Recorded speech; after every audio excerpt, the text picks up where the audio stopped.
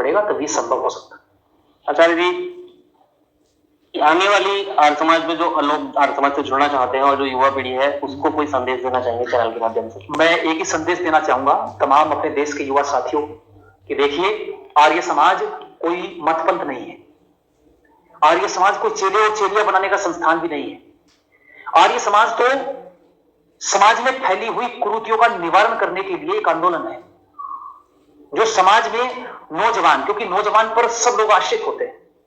यदि देश का नौजवान देशभक्त बनेगा, राष्ट्रभक्त बनेगा, मातृ-पितृ भक्त बनेगा, तो ऐसे नौजवान से ही समाज का ढांचा मजबूत होगा। और वर्तमान समय में जब नौजवान गलत दिशा की, क्योंकि नौजवान ही आगे चल करके एक समझदार इंसान बनता है।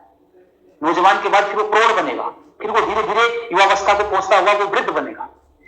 और जब व्यक्ति समझदारी में, नौजवान अवस्था में समझदारी उत्पन्न करेगा, अच्छे कार्य करेगा, बढ़िया नेक काम करेगा, राष्ट्रभक्ति उसके जीवन में होगी, तो आने वाले समय में वो वृद्ध भी उसी ऊंचे स्तर का बनेगा। और उसकी जिम्मेदारी वृद्ध अवस्था में आकर के और ज्यादा बन जाती है, जो अपने नीचे आने वाले नौजवानों को तैयार है। तो मेरा सभी नौजवानों से यही आह्वान है कि वो आर्य समाज के साथ जुड़े।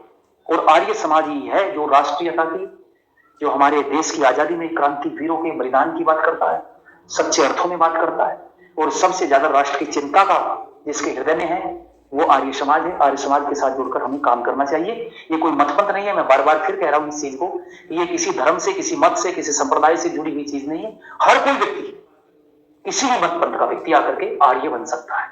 और वो आर्य समाज के साथ जुड़कर के देश का काम करे, अच्छा काम करे, कुरीतियों को दूर करने का काम करे। तो ये आंदोलन आर्य समाज के माध्यम से हमें चलाना चाहिए और युवाओं को ज्यादा से ज्यादा संख्या में जुड़ना चाहिए। युवाओं को कैसे जोड़ें? युवाओं को जोड़े, हमें युवाओं को बताना चाहिए क्योंकि आर्य समाज में राम प्रसाद बिस्मिल जैसे लोग जो यज्ञोपवीत पहनते थे, प्रातःकाल उठ करके सबसे पहले राम प्रसाद बिस्मिल यज्ञ किया करते थे। भगत सिंह के परिवार को पढ़ करके देखो, भगत सिंह के परिवार में उनके चाचा और उनके दादा अर्जुन सिंह और चाचा अजीत सिंह और उनके पिताजी, सब लोग मिलकर के, उनके दादा तो इतने वैदिक सिद्धांत में इस तरीके से उनका जीवन वैदिक सिद्धांत के प्रति आकर्षित था, मैं आपको बताऊं कि वो सर पर अपने यज्ञकुंड रख करके चलते थे, उसमें समिधाएं रखते थे, घृत रखते थे, सामग्री रखते थे। लेकिन कोई समय, एक दिन ऐसा नहीं था जब वो यज्ञ ना करते। यदि कहीं बाहर भी जाना पड़े तो यज्ञ का सामान साथ में लेकर चलते। तो वो संस्कार उन्होंने अपने भगत सिंह बेटे को दिए और उस बेटे ने चल करके फिर आगे इस तरीके से एक समाज को चेताने का काम किया। और जो अंग्रेज पैर जमाए बैठे थे इस देश की व्यवस्था को, के सुख को भोग रहे थे और यातनाएं दे रहे थे भारतीयों को, उन यातनाओं को उन्होंने समझा। तो ये जो चेतना का स्वर मिला, ये आर्य समाज के माध्यम से मिला।